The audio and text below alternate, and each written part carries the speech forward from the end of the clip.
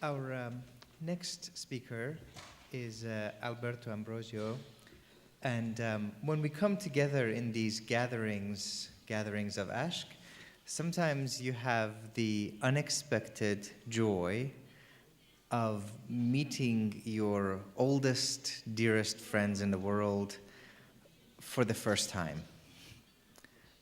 And meeting Alberto has been like this, recognizing a kindred soul, a dear friend, that it feels as if you have been friends since before there was time. It's my pleasure to introduce him. Thank you very much, Omid.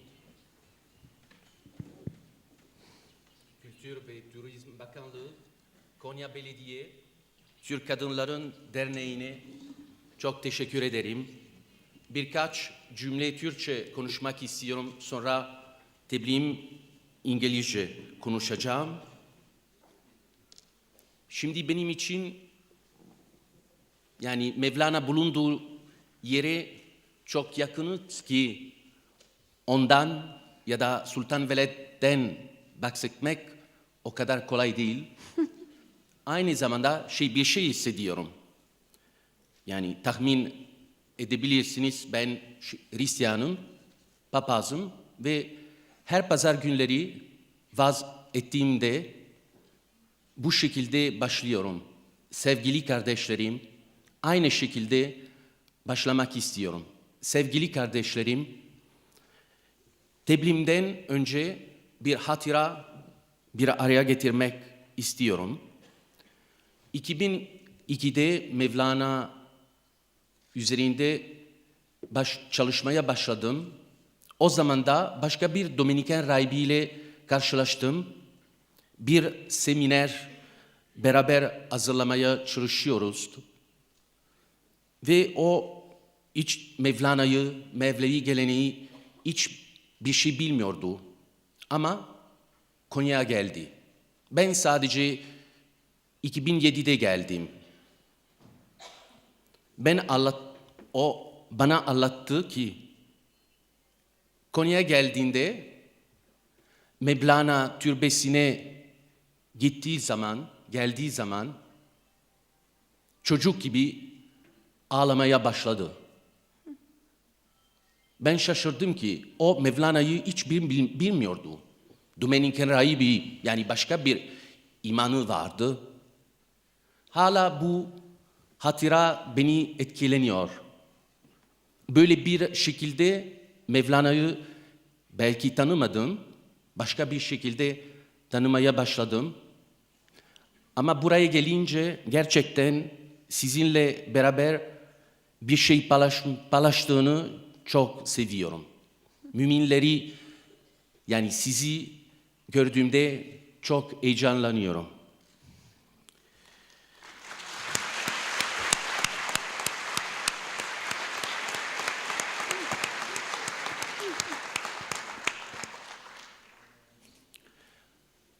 Working on this paper, keep in mind that just a few months ago, I was working on Mevlana Rumi and Sultan Veled for another paper. And I worked a lot on the fact that Sultan Veled was really attached to Rumi, and Rumi, of course, transmitted his thoughts, his teachings to Sultan Veled. And I was surprised to read that Sultan Rumi was used to kiss in the tongue of Sultan Veled. And I think it's not at all eroticism, but it is the way to say the real and deep transmission of spiritual love, spiritual teachings. And for this conference, I came across the 19th chapter of the Kitab al-Ma'arif. So keep in mind that I know very well that Sultan Veled was really the son of Rumi, and the relations between them were, of course, very good. But I tried with this 19th chapter of the Kitab al-Ma'arif to penetrate the intimate relations. The chapter of the humility of love is thus a real, the 19th chapter of the Kitab al-Ma'arif, is thus a real and true paradigm for understanding both the place of love in the anthropology of the spiritual man or the Sufi believer and the relationship between the master and the disciple. A third level of analysis is represented by the deep relationship between this chapter and the Christian theology of love and the union with God as viewed in Christian mysticism. If I speak of real paradigm, it is because this text can be read in the light of the Sufi life as well as the implicit counterpart of the relationship between Rumi and Sultan Veled. We can read the entire chapter bearing in mind these two key areas: a treatise on love and humility and the profound relation between the father and the son. The more we study the one, the more we will deepen the other. Following, I don't have the time to summarize, I invite you to read this wonderful chapter 19. Following the various pieces of this beautiful spiritual mosaic, the internal organization of the chapters allows identification of the core and the development around the main message. Indeed, when we look more closely at this list, the theme of humility toward God and man as a fundamental attitude of the believer emerges. It is this reduction of man towards God that the believer may approach closer to God. But this humility becomes visible, as it were, in the human face of man touched by the divine grace. This is why this whole chapter can be read as a testament to the life of Sultan Veled with respect to his father. If we encounter all the time the report of the disciple to his master, we can replace it with the relationship of the son to his father, and finally, we could further penetrate the secret of life. I don't want to be very long in this conference, in my speech, so I will skip to the theme of the development from the false humility to the true self-effacement. The centerpiece of the Treaty of Humility and of Love comes in the wake of the brief speech on the psychology of false lowering. The point that allows Sultan Veled to experience the real humility is the following one. I quote him: "He who seeks in his own greatness be humble, and he who seeks the glory of God and who forgets himself is constantly busy to say the glory of God. And everything he does in this world, that its actions are friendly or unfriendly, all he does for God and not for his own person." The solution to live in humility that can increase importance against the size of a saint is self-effacement. If there is jealousy and envy toward someone, even if it is toward his father, Sultan Veled sees the solution of the internal conflict with the annihilation of his own nafs. The orientation is crucial to divine self and annihilation of his own ego. Offering to God his own limited life, humility breaks the limits and leads to the nearness of God. The exasperated research of worldly glory is a very tiring job and useless. Sultan Veled illustrates his point. I quote him: "The human being, to gain the wealth of this vile world, runs the risk of deadly deserts.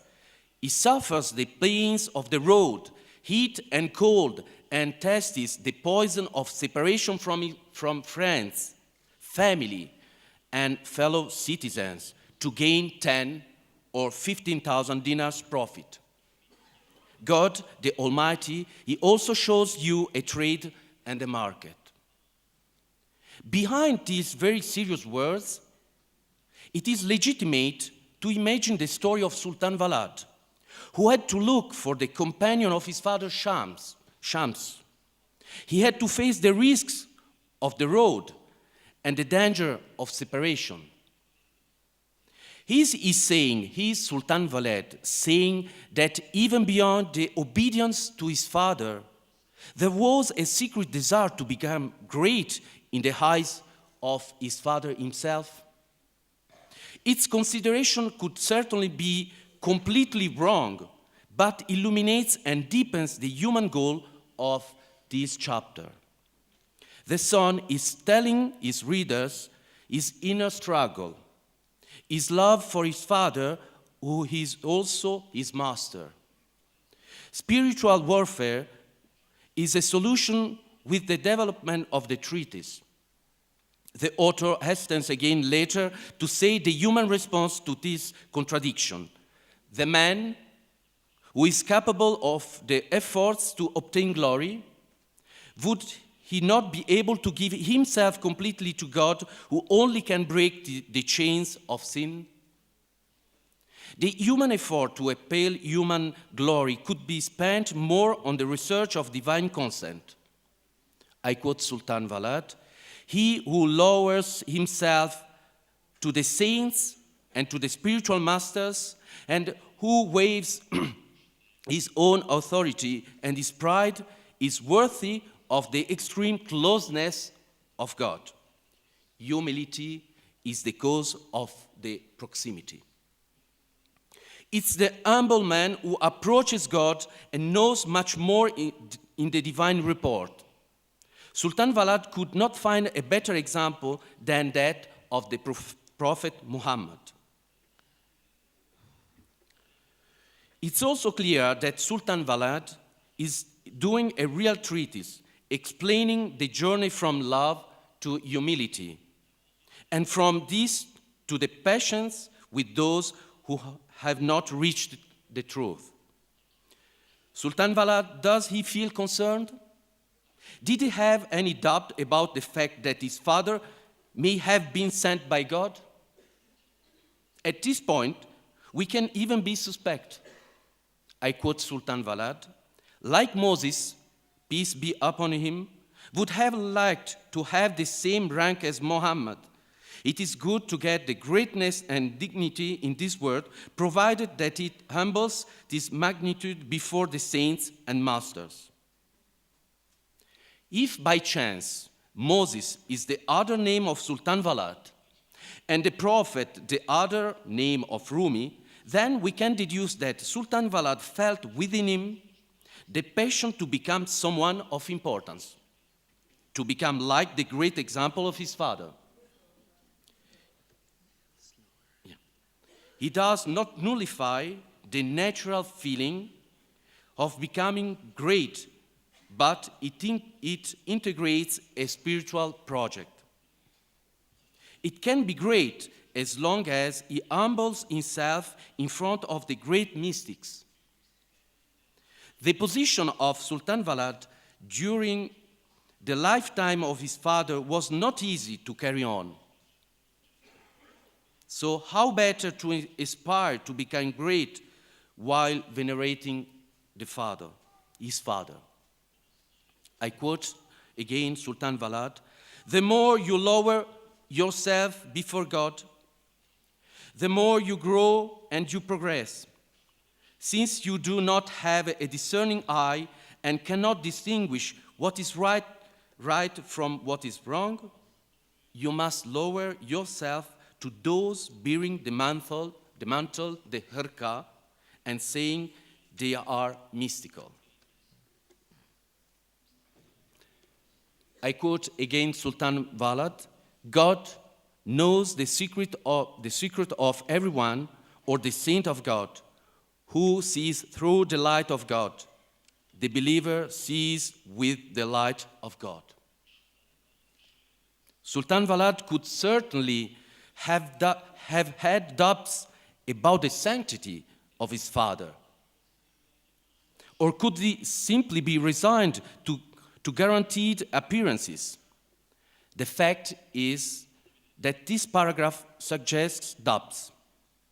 Believing in someone who looks like a mystic is a doubt that anyone who wants to lower himself to the alleged greatness of the saint. Again, Sultan Veled says, and the dervish who speaks of mysticism and is dressed in the way of the mystics, they do not know with certainty that he is irrelevant, because the provisions of the man in this state are hidden. God knows the secret of each, or the saint of God, who sees through the light of God. And that's the solution. He gave also a solution, of course. Since it is not clear to you that the dervish is good or bad, true or hypocritical, if you worship the people of God, why do you not venerate the dervish and do not show it is safe? Everything is contained in the idea of secrecy. And these days we have spoken a lot of the secrecy, and I think that is the real point to understand the relation between Rumi and his son Sultan Veled. The idea of secrecy that is known and visible only to God. Sultan Veled, moving through the solution of what might be his doubts, thanks the idea of a Sufi secret. Only God knows the secret of a man, and the humble must seek this knowledge. The dervish is represented here as a calendar, or someone who by his outward behavior could deceive the simple faithful, the simple believer. Is Sultan Veled diffusing the idea that Rumi and Shams could maintain behavior that could be difficult for the average person to understand? Again, this hypothesis must be at least considered. I quote him, and maybe one who works properly and who shows himself subject to God belongs to the class of infidels. And as the Most High God looks at his heart. Following the previous solution of the doubt by the reality of secret follows a different matter. Doubting the secrets of man, of God, finally leads Sultan Veled to recover fully from the judgment of God. It is inappropriate to criticize anything to anyone, nor according to Islamic law or by custom, nor the truth. Sultan Veled does seem to doubt the truth of God's sayings. Is the doubt with respect to his father again? If it was the conclusion he reached, the conclusion that Sultan Veled reached with a fully Sufi understanding clears all doubt. All these events, I'm quoting him, were intended to show that no one should rely on the means which are pretexts and veils. Conclusion, the power of humility. Throughout this chapter, Sultan Veled was able to follow the development of the treatise of humility, the humility of love through the depths to which this attitude can lead. Love has an object, and it is for this object that a man can lower himself until self-effacement. Self-effacement refers to the annihilation realized by the greatness of God. The more you lower yourself, the more you stand in front of God. The more you prostrate, the more we stand, using the words of Sultan Veled. The lowering is also achieved with respect to men who are close to God. But who is the saint or the mystic in which we can be confident? It is precisely he who lowers himself to God's greatness. Yet he who lowers himself, he is never sure to be in front of a saint, a friend of God. The doubt could be always be present, but dismissed because of secrecy. The man who lowers himself is the one who trusts in God, who sees the secrets of man. So a man can be bad, but able to convert to God, and can be very fair and lie to stay in saint in the eyes of man. This process and very doctrinal Sufism encourages Sultan Veled to attain the foundation of humility, the starting point of this treatise. The solution of any doubt can issue even in his personal life of discipleship and then mastership, also resolved by entrusting entirely in the power of God. Humility is not based on its own strengths and convictions, but on the real forces of God. If Sultan Veled ever experienced doubts about the intrinsic value of his father, if sometimes quite justified criticism of his entourage and the visible transformation of personality, they will have experienced everything he brought in this chapter. The power of humility dwells in God, who removes all doubt and leads to divine secret. At the beginning of this contribution, I ponder the three axes contained in the study of text: the treatise of humility in itself, the chapter on the humility read in the eyes of the relationship between Rumi and Sultan Veled, and finally, the Christian and theological resonances.